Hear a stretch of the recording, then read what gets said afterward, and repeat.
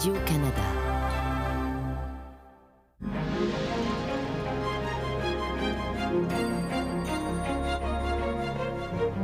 Ce soir, à Découverte, la menace oubliée de l'ammoniac au cœur des villes.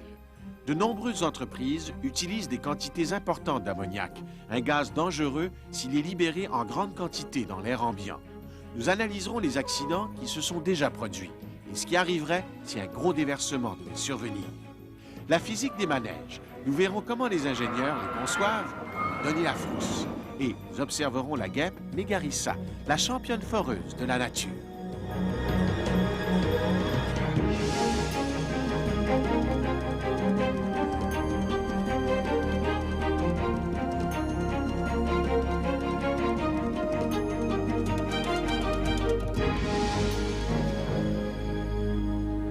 Bonsoir, mesdames et messieurs. Depuis 3 ans déjà, la plupart des pays ont interdit l'usage du fréon dans les climatiseurs et les réfrigérateurs. Le but, conserver la couche d'ozone qui nous protège des rayons ultraviolets du soleil. L'industrie a rapidement mis au point des produits de remplacement, mais ils sont encore mal connus et plusieurs s'en méfient. D'autant plus que certains d'entre eux se sont avérés plus nocifs que prévu. En conséquence, de plus en plus d'entreprises ont décidé de retourner à des réfrigérants plus anciens, dont on sait qu'ils sont inoffensifs pour l'environnement. Le problème, c'est qu'ils peuvent être dangereux pour l'être humain, comme l'ammoniac par exemple.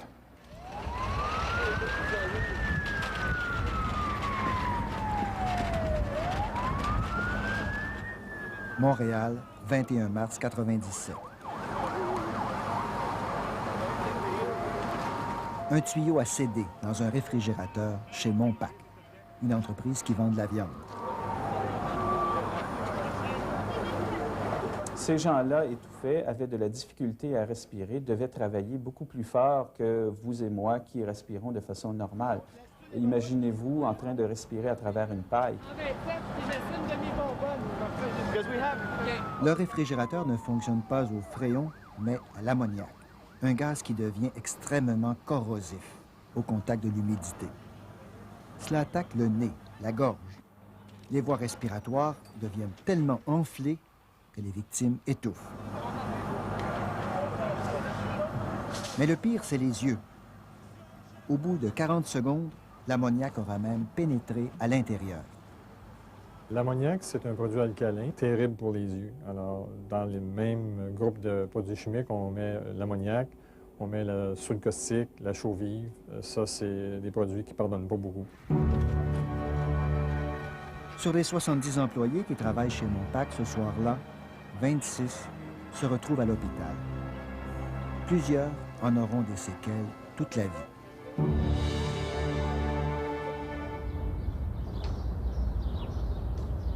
Jean Giguère a vécu un drame semblable il y a plus de 30 ans.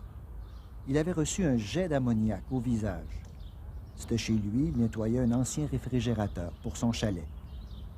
Il est devenu aveugle malgré 35 opérations aux yeux, dont 16 greffes de cornée. 16 échecs. Maintenant, son plus bel œil est en vitre. Dans l'œil, lorsque la cornée est changée par les produits chimiques, ça reste comme ça. Vous allez me dire, oui, mais il existe des greffes de cornée. Les greffes de cornée, effectivement, peuvent régler des problèmes de cornée abîmée. Sauf que dans les cas des produits chimiques comme les alcalins forts, le taux de réussite de greffe de cornée est à peu près 0. Jean Giguère peut quand même bricoler sans rien voir. Mais il s'épuise vite. En plus de le rendre aveugle, l'ammoniac lui a brûlé les poumons. Avec les années, c'est revenu. Mais encore aujourd'hui, là, j'ai... Je suis un peu à bout de souffle. Si je vais pelleter un peu de neige, là, bon, je vais faire 4, 5, 6 pelletés, mais c'est tout. C'est à peu près le maximum que je peux faire. Là, il faut que j'attende une couple de minutes, et puis... C'est le souffle, on peut dire court.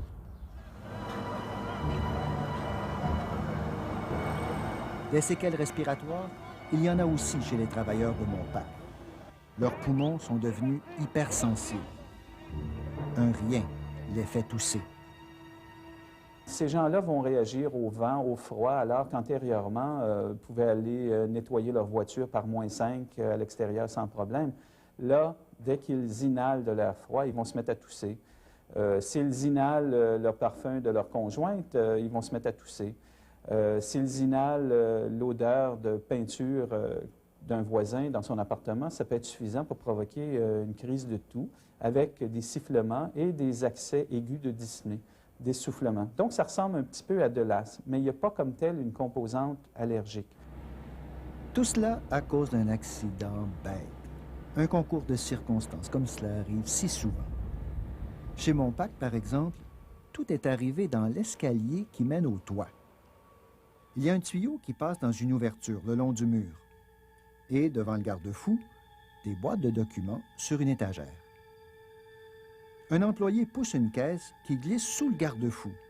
Elle tombe et casse un tuyau d'ammoniac liquide. La pression crée un brouillard d'ammoniac très, très froid qui envahit le sous-sol. C'est ce joint avec le plus gros tuyau qui a cédé.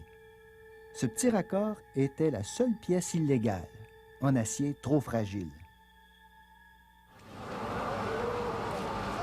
Mais qui se méfierait d'un réfrigérateur?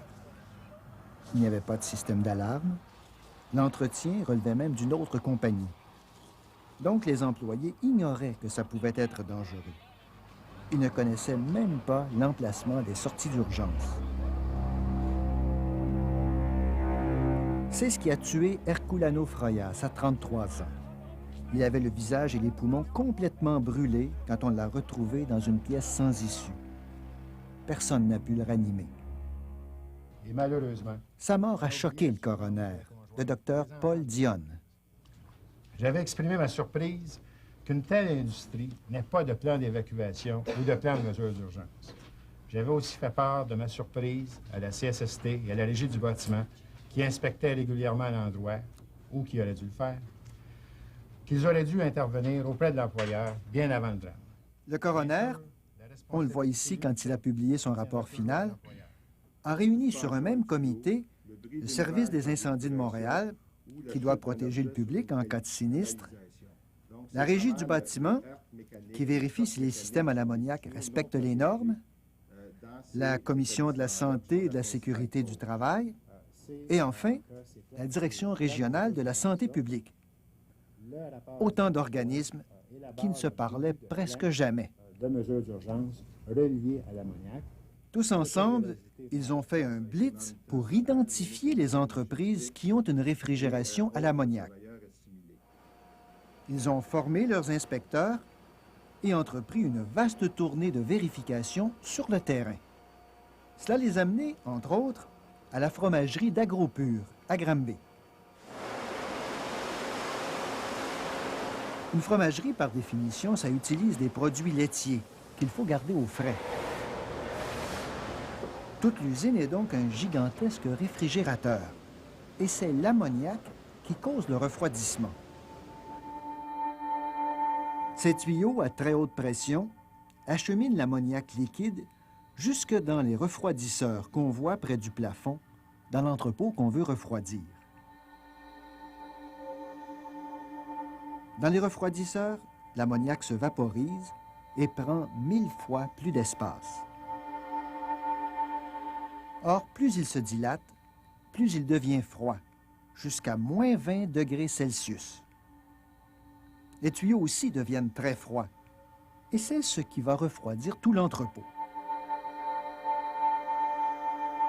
L'avantage de l'ammoniac, il est compact et économique. On crée beaucoup de fraîcheur avec très peu de liquide. On voit que l'entreposage peut être fait à une hauteur égale ou supérieure aux composantes. Mais c'est aussi ce qui le rend dangereux, selon Serge Girard, qui est inspecteur à la Régie du bâtiment. Au moindre bris, l'ammoniac se vaporise et envahit tout l'espace, comme chez Montpac. Simplement, le chariot élévateur en a placé le baril peut faire en sorte de heurter la composante puis de causer la rupture. On sait qu'une rupture entraîne une catastrophe majeure, contrairement peut-être à une corrosion qui, elle, peut entraîner une fuite mineure qui est facilement contrôlable puis qui peut être gérée de façon efficace. M. Girard a exigé que les tuyaux d'ammoniac soient installés plus près du plafond pour être moins vulnérables. Il a aussi exigé des protecteurs en acier autour des refroidisseurs On les voit en rouge. Même chose à l'extérieur de l'usine. Ce robinet d'ammoniac a été soigneusement protégé contre les chocs. Mais nous avons quand même constaté des oublis, comme ce gros tuyau dans l'aire de stationnement. Juste à la hauteur du pare-choc des voitures, aucune protection.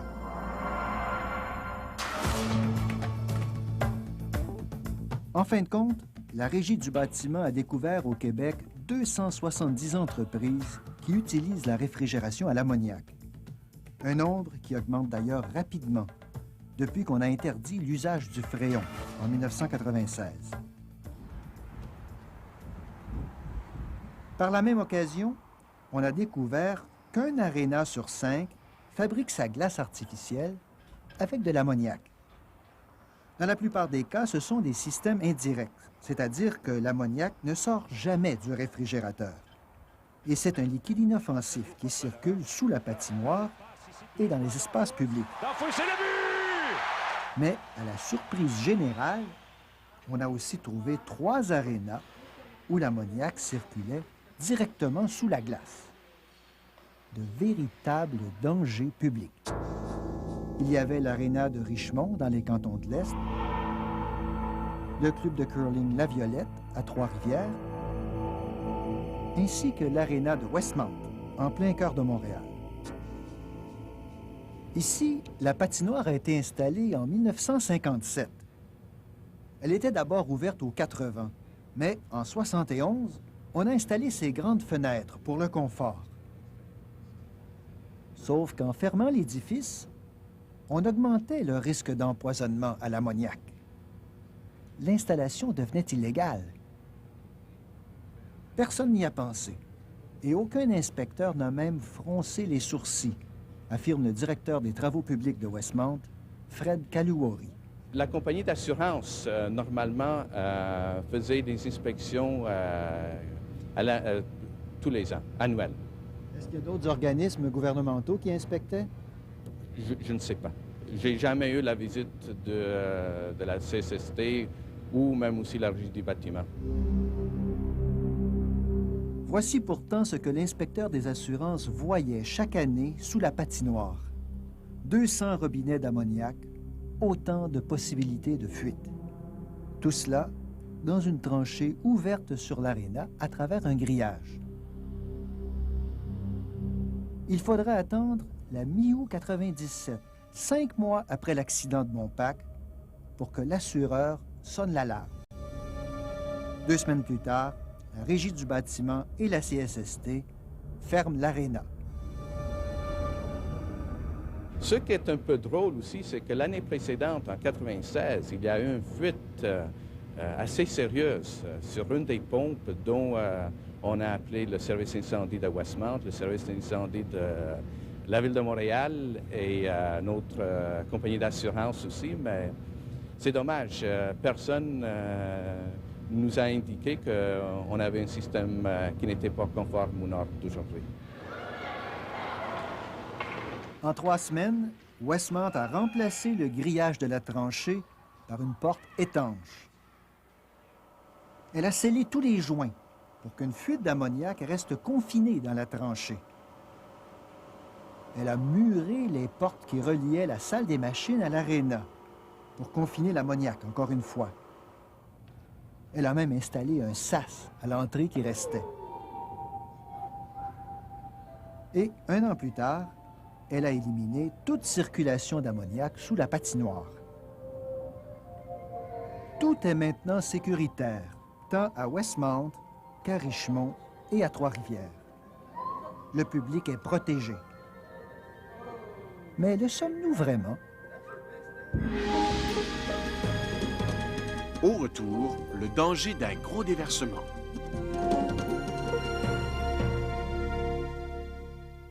Quand nous avons commencé notre reportage sur le danger de l'ammoniac, cela semblait être un problème plutôt mineur, lié à un tout petit nombre d'industries. Puis, nous avons découvert le cas des arénas. Là, cela touchait davantage la santé publique, mais cela demeurait limité tout de même à quelques édifices. Et puis, on dit que l'ammoniac se disperse très rapidement à l'air libre. Pourtant, nous avons découvert que ce n'est pas toujours vrai. Même à l'extérieur, une fuite d'ammoniac peut être mortelle jusqu'à plusieurs kilomètres. Je peux te dire que ça pue l'ammoniac. On s'est approché tantôt, là, puis il a fallu qu'on se tasse et c'était comme se mettre le nez dans une bouteille d'ammoniac. Montréal, hiver 92. Plusieurs familles sont évacuées en pleine nuit sur le plateau Mont-Royal. C'est qu'il y a fuite d'ammoniac au Petit Goret, une salaison bien ordinaire, en plein quartier résidentiel. Il n'y aura pas de conséquences graves pour les voisins cette fois-là. Mais on oublie trop souvent que l'ammoniac peut aussi être dangereux à l'extérieur d'un bâtiment. C'est ce qu'affirme Claude Rivet d'Environnement Canada. Cet expert en catastrophes industrielles nous a fait une simulation sur ordinateur. Alors, M. Rivet, qu'est-ce qui serait arrivé si l'accident de Montpac s'était produit à l'extérieur? Commençons par on va se trouver un réservoir suffisamment gros pour mettre notre quantité. La température est 15 degrés, c'est un liquide qu'il y a dedans. On a 1300 livres, si je me souviens. On fait le trou au fond du réservoir pour avoir du liquide. Et puis là, allons voir ce que ça va nous donner en termes de nuages. On a un nuage qui est pas loin de 400 mètres de long et une centaine de mètres de large. Alors ça, qu'est-ce que ça représente? Ça représente le nuage dans lequel la concentration va être supérieure à la concentration dangereuse pour la population générale qui va les emmener à l'hôpital en une quinzaine de minutes peut-être, ou même moins. Pourtant, ça n'a pas l'air si méchant que ça, un brouillard d'ammoniac sur un ordinateur. Mais dans le désert du Nevada, en 1983, Environnement Canada a voulu voir comment se comporte un vrai nuage d'ammoniac. On a déversé 27 tonnes d'ammoniac en 5 minutes. Le contenu d'un camion-citerne. L'ammoniac se détend de façon si violente qu'il devient très froid et forme un brouillard de fines gouttelettes liquides. Parce qu'il est froid, l'ammoniac devient aussi plus dense. Au lieu de se disperser dans l'atmosphère, comme on le croyait, il reste collé au sol. Et cela sur une très longue distance. Entre le bout du tuyau et la ligne de poteau qui porte les instruments de mesure, il y a 100 mètres. Même dans le désert, le flot d'ammoniac se réchauffe lentement. Il reste encore visible à 300 mètres et il demeure mortel au sol à 1 kilomètre. Si vous êtes à côté d'un réservoir de camion qui est éventré, la concentration est extrêmement forte autour du camion. Et il y a des cas de décrits d'intoxication à l'ammoniac de policiers qui surveillaient un site de déraillement de train avec une libération d'ammoniac et ces policiers-là ont été intoxiqués. Alors vous voyez que même si vous êtes à l'extérieur, si l'intensité de l'exposition est forte, si le déversement de la substance toxique est très important, les conséquences peuvent être mortelles, même si vous êtes à l'extérieur. En mai 1976, un camion d'ammoniac a plongé d'un viaduc sur une autoroute à Houston, au Texas. La citerne a explosé, libérant d'un coup 19 tonnes de gaz. Résultat, 7 morts, 60 personnes à l'hôpital, souvent handicapées pour le restant de leur jour. Ce genre d'accident a amené les spécialistes à examiner aussi la sécurité des entreprises, surtout dans les villes, et quand leur inventaire d'ammoniac dépasse la centaine de tonnes. Qu'est-ce qui arriverait si c'était une entreprise beaucoup plus grosse, par exemple, qui a, je ne sais pas moi, 100 tonnes d'ammoniac? On s'en va dans un réservoir qui a 150 mètres cubes. On a dit qu'on mettait 100 tonnes dedans, ce qui est à peu près l'équivalent d'un wagon-citerne. On fait un trou de quelle grandeur? 6 pouces à peu près. Le nuage va nous donner, après un petit peu de calcul, c'est plus des centaines de mètres. Le graphique ressemble étrangement à l'autre, mais ce fois-là, on est en kilomètres, on se rend à peu près à 5 kilomètres, avec une zone de 1 kilomètre, 1 kilomètre et demi en largeur. Là. Imaginez-vous un nuage comme celui-là, en plein centre-ville de Montréal, mortel sur 5 kilomètres de long par 1 kilomètre de large. Combien y aurait-il de victimes? L'hypothèse n'est pas farfelue. il y a vraiment au cœur de Montréal des entreprises qui ont plus de 100 tonnes d'ammoniac. La brasserie Molson, par exemple, juste à côté du pont Jacques-Cartier. Molson possède le plus gros système de réfrigération à Montréal, au moins 120 tonnes d'ammoniac. 6 fois la citerne qui a explosé à Houston. Cet ammoniac liquide est stocké à l'extérieur de l'édifice et un réseau de gros tuyaux le distribue d'une bâtisse à l'autre. Tout cela alimenté par une salle technique impressionnante avec d'énormes compresseurs. Un spaghetti de tuyaux. Bien sûr, la brasserie Molson est un modèle de sécurité industrielle. Même dans les cas les plus graves, son personnel pourrait revêtir ses scaphandres étanches et intervenir en sécurité dans un brouillard d'ammoniac. Mais on met tout en œuvre pour ne jamais avoir à les utiliser. Tous les conduits importants sont dotés de valves qui se fermeraient automatiquement en cas de fuite majeure. Les installations sont protégées par des pare-chocs solides et il y a partout des affiches pour souligner la présence du danger. Périodiquement, le personnel vérifie si les détecteurs d'ammoniac fonctionnent bien.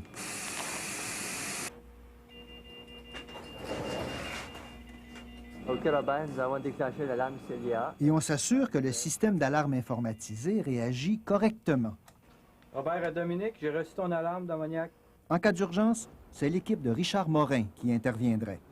Ici, les gens de la centrale thermique sont tous formés pour intervenir à des situations de genre. Est-ce qu'il y a un plan d'évacuation, par exemple? Il y a un plan d'évacuation. On a des liens avec le service de protection incendie de la Ville de Montréal. On a des liens et des pratiques, des simulations ensemble. En somme, il y a peu de risques qu'un accident majeur se produise. Mais si cela arrivait quand même, les voisins seraient-ils prêts? Sauraient-ils comment se protéger? Et est-ce que les gouvernements ne devraient pas obliger les entreprises à révéler le danger à leurs voisins?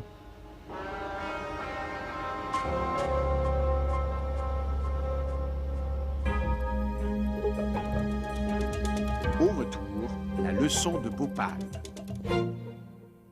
L'ammoniac dont nous venons de parler n'est qu'un produit dangereux parmi des milliers d'autres, dont on ne parle pas davantage. Mais le mur du silence commence à craquer. Non pas tellement au Canada, mais surtout aux États-Unis.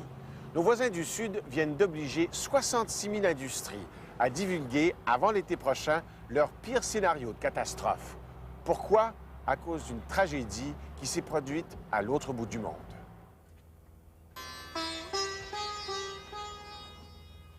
Bhopal, en Inde, 3 décembre 84. Un tuyau se brise dans une usine de pesticides de la Union Carbide. Les quartiers voisins sont envahis par un nuage d'isocyanate de méthyle, un produit dont on ne connaissait ni les effets ni l'antidote.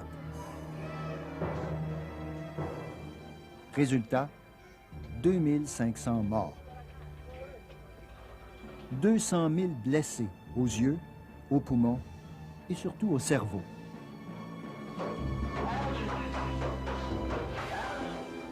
Comme la Union Carbide est américaine, cet accident provoque beaucoup d'émoi aux États-Unis. Dès 1986, 2 ans après Bhopal, Washington adopte le Right to Know Act. Cette loi donne aux citoyens le droit de connaître les dangers industriels qui les menacent. Au même moment, les habitants de la ville de Charleston et du comté de Kanawha Valley, en Virginie de l'Ouest, subissent aussi une fuite de produits toxiques.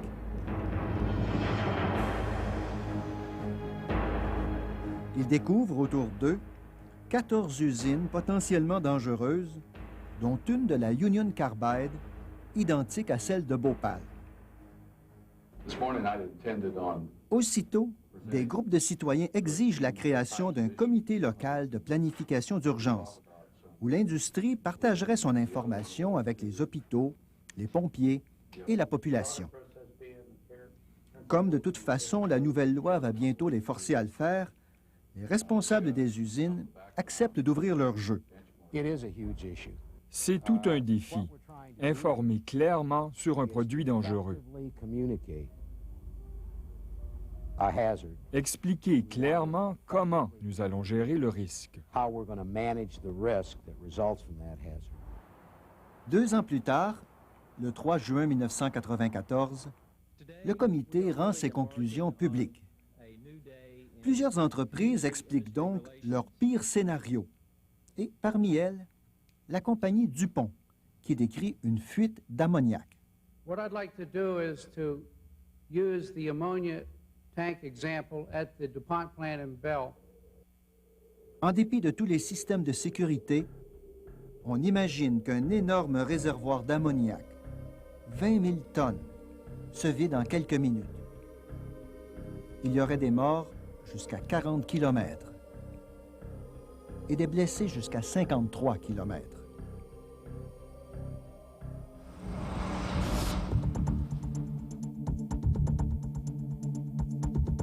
Chez nous, au Canada, nous avons aussi des complexes industriels et des usines semblables.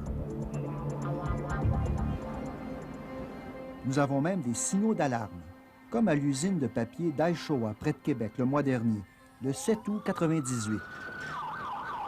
En 40 minutes, on a perdu 3 tonnes d'ammoniac par ce tuyau. Mais ce sont des dizaines de tonnes qui auraient giclé brutalement si une valve automatique n'avait pas réduit la fuite. Québec a évité de justesse une catastrophe. Salut Lucie, comment ça va? C'est Robert Lapalme. Et c'est pourquoi la sécurité civile rêve de créer partout des comités d'urgence sur le modèle de Kanawha Valley. On favorise énormément l'émergence de comités mixtes municipalité-industrie. On en a un qui est pleinement actif dans l'est de Montréal présentement depuis la fin 1995. Il y en a d'autres qui vont voir le jour bientôt, dont à Varennes, notamment sur la rive sud de Montréal. Et à Sécurité civile, on travaille énormément pour convaincre les municipalités et les industries à travailler au sein de tels comités. Québec a publié un guide qui explique cette démarche conjointe.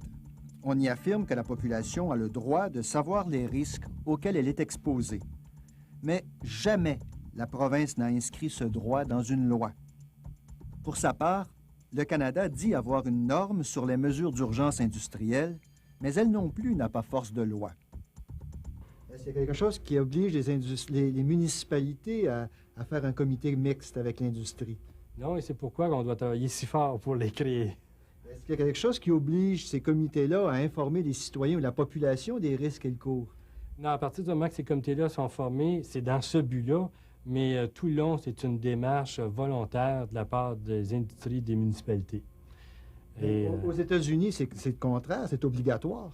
Aux États-Unis, depuis le 20 juin 1996, effectivement, ils sont dans un processus où, en dedans de 3 ans, ils se doivent de dévoiler ça à la population. Washington a donc obligé tous les États à créer des comités locaux de mesures d'urgence. Comités qui ont jusqu'à juin 1999 pour dévoiler les pires scénarios de catastrophes de 66 000 entreprises. On a même créé sur Internet le site rtk.net pour Right to Know Network, où n'importe qui peut obtenir tous ces scénarios, ainsi que des informations sur chaque comité local, chaque LEPC.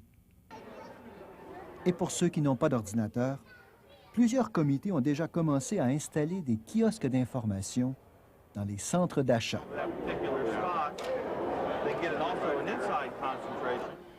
C'est clair, le Canada est en retard.